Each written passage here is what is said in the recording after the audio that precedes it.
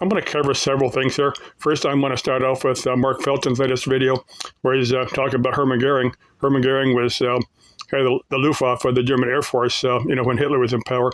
Now, there was some rumor that Goering might have been gay or bisexual, but according to Mark Felton, he wasn't, but he would dress in a more feminine manner. He'd put on makeup.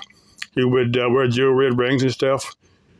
Let's see. Next thing I'm going to. He did cheat the hangman at Nuremberg by when somebody slept in poison. You can find that story. Next thing I'm going to cover an unfortunate. I watched another video. An unfortunate event that happens in war. Sometimes a lot of women get raped. I'm not saying every soldier did it, but all the armies that went in there raped. A few of the soldiers would. I just wonder how many people who walk around the day. They'd be in their 80s. They'd be roughly 80 years old, or maybe 79 or 80. Are a product of someone having been raped. And maybe their mother was too embarrassed to even say anything, and I just kept quiet about it for those years. I'm just wondering how many people. Next thing I'm going to cover now, thinking about that scammer that the White House was talking about. Now, something happened to me. Now, I knew these guys were messing with me. I'm thinking these probably Russian guys, because they were at the time. This is many years ago. Someone had sent me an SMS message. I'm pretty sure that's what it was. That if I didn't pay them money, they were going to lock up my computer. Now, I said, tell me what operating system I'm using, or I'm not even going to talk to you guys. They told me to shut up, and I said, no. I said, you shut up. You tell me what operating system I'm running, or I'm not going to talk to you. This went around for about half an hour or so, and finally they just guessed it was Windows 8. If they're going to lock up my computer, they're going to know what system's going there. They had no way of actually, getting into my computer, because it's only online periodically. I don't keep it on the internet all the time.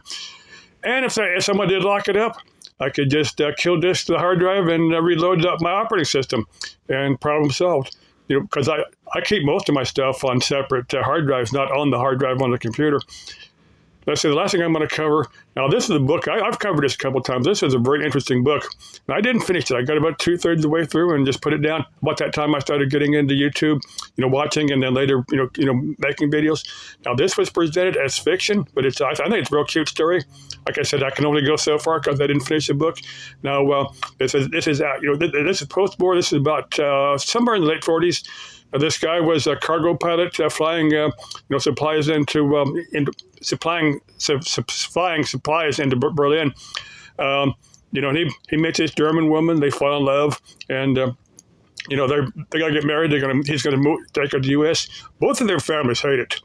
His family hates the idea. Because there's still a lot of animosity, on both sides at that time. There's still a lot of hatred.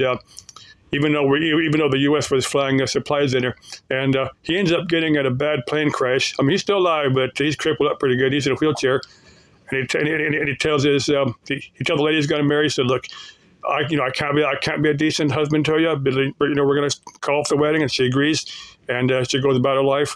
But she didn't tell him she was pregnant, and she goes ahead and has a kid, gets married, has a few more kids.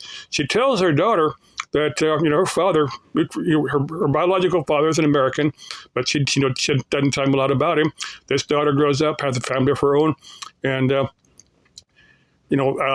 this time, this is like about 89. When his daughter's in school, and she knows her grandfather is an American, but she doesn't know a lot about him. But she's come up with an idea for a school project, about her American grandfather. Now, she tracks him down, through his service record, finds out he's living, gets his phone number, and she calls him up, and he still speaks pretty good German, so she's able to communicate with him. First, this guy doesn't know if it's a scam or somebody's messing with him or exactly what's going on, and finally, this girl says, "Do you remember Greta in Berlin in '45?" I'm getting a little choked up here. And he goes, "Yeah, I remember." He said, the guy finds out he's got a family he didn't know anything about. I said, about that time, I put the book down, started getting into YouTube. So I need to find the book and finish it so I can, fill in my YouTube viewers the rest of the story. Every time I tell that story, I get a little bit choked up because I find it kind of a cool story. Like I said, the guy had a family he had no idea he had. I'm thinking he probably flew over there for her, for her class project and, to introduce himself to the class. I'm thinking that's probably what happened, but like I said, I didn't finish the book, so I really don't know. Okay, let's keep life interesting. Love, all it is. Bye-bye.